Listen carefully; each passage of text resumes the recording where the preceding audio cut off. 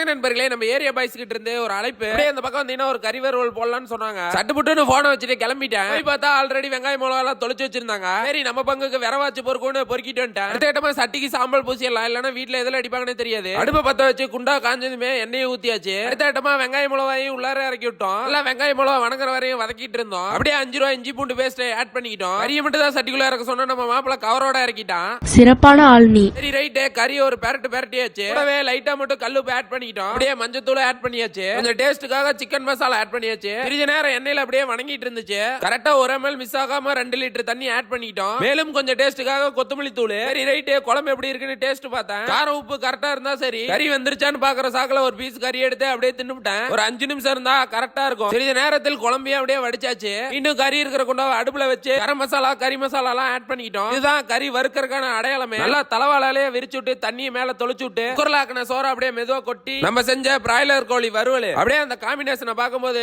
வாயில எச்ச ஊறும். கறியில சொல்லவே தேவையில்ல, பூ மாதிரி வந்துருச்சு. பிராய்லர் கோழினால நல்லா சத பீஸா பொறுக்கி கை வழியா கறி அள்ளி ஒரு பெரிய பைட்டா அடிச்சா டேஸ்ட பத்தி சொல்லவே தேவையில்ல, பட்டாசா இருக்கும். கறி வறுவலை என்னைக்குமே பார்த்து செய்யறது வேஸ்ட் நண்பர்களே. கண்டபடிக்கு நினைச்ச மசாலாவை தூக்கி போட்டு சாப்பிட்டு பாருங்க, ஜம்முன்னு இருக்கும். நண்பர்களோட பேசிட்டு சாப்பிடும் போது இன்னும் பக்காவா இருக்கும். அடுத்த கட்டமா சாப்பாட்டுல கோழி குழம்பு ஊத்தி எல்லாம் ஒரு 10-20 டைம் பிசைஞ்சு தண்ணி குழம்போட ஒரு பைட் வைக்கும் போது டைரக்டா சொர்க்கத்துக்கே போயிட்டேன். இந்த கறியோட குழம்பு அல்டிமேட்டா இருந்துச்சு. ஃபைனலா இலையவே ஒரு வழி வலிச்சு சாப்பிடும் போது இருக்கும் பாருங்க ஒரு சுகம். நமக்கு கோடியா சொத்து வேணாம், மாசத்துல 1 நாளோ 2 நாளோ பசங்களோட சேர்ந்து சமைச்சு சாப்பிட்டு பாருங்க, 1000 கோடிக்கு ஈக்குவலா இருக்கும். மேலும் இந்த மாதிரி வீடியோஸ் பார்க்க நம்ம சேனலை மறக்காம சப்ஸ்கிரைப் பண்ணி வச்சுக்கோங்க.